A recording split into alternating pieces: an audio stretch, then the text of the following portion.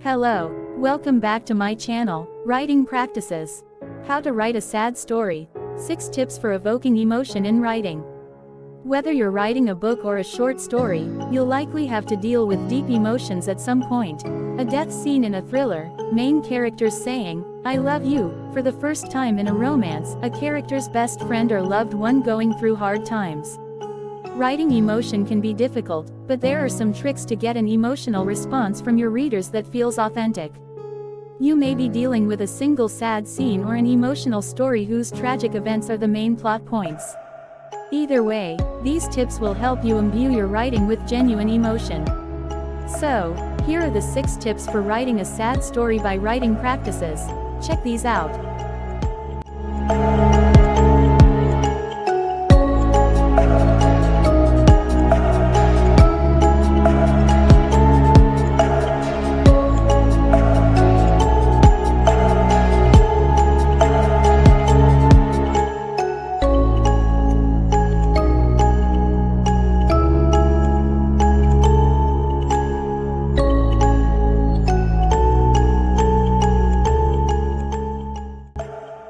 Tip 1. Tap into your own emotionality. It's important to remember that emotion is inside of you. You just need to access it and put it on the page. In fiction writing, you might achieve this by doing some writing exercises or prompts that help you tap into your own emotions and then translating those feelings to your character's emotional states. Or, you might find yourself getting deep into your characters' heads and using their backstories to connect to your character's emotions. Tip 2. Know the difference between sentimentality and truth. To successfully write an essay or novel with weight or substance, you have to understand the difference between sentimentality and truth. Sentimentality is manipulative and unsurprising. It's the easy words that have always been used to signify certain emotions without actually moving someone into feeling them. Oscar Wilde said, "A sentimentalist is simply one who desires to have the luxury of emotion without paying for it." In a similar vein, sentimentality is unearned emotion. The sadness can't be forced or formulaic, but it's important to always look for a way to move people, to add meaning, with more than laughter. You provoke tears or deep emotion when you open a genuine window into who you are or who someone else's sadness has to be authentic, so you need to maintain that authenticity in your framing of the emotional moment. Resist the impulse to overplay it. It's not a soap opera. If your subject is experiencing real pain, they're doing all of the work for you. Tip 3. Leave room to be surprised by specific detail. That is how you will create natural emotion, which will resonate with your readers, especially if you show and don't tell.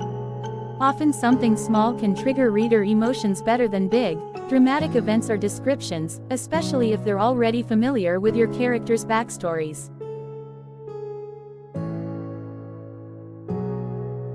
Tip 4. Pair strong emotions with ordinary ones. When working with heightened emotion, think of ways to pair it with an ordinary, everyday moment.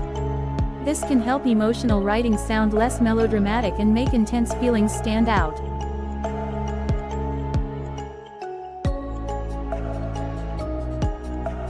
Tip 5. Use backstories to add weight. If you show your character's history, that can help build up to an emotional reaction to minor seeming actions, language, or even body language. Foreshadowing a sad event with a backstory can make the climax feel more intense.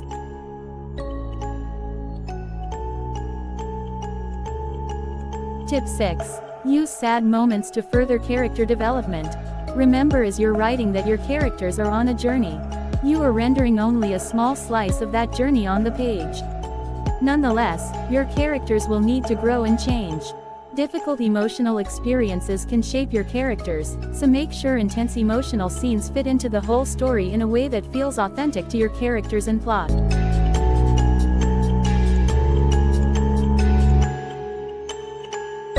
So, that's the 6 tips for evoking emotion in writing by Writing Practices channel.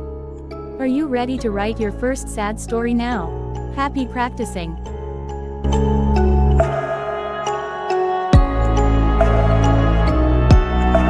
Thank you for watching. Writing Practices channel will be your your best friend to grow your writing skills.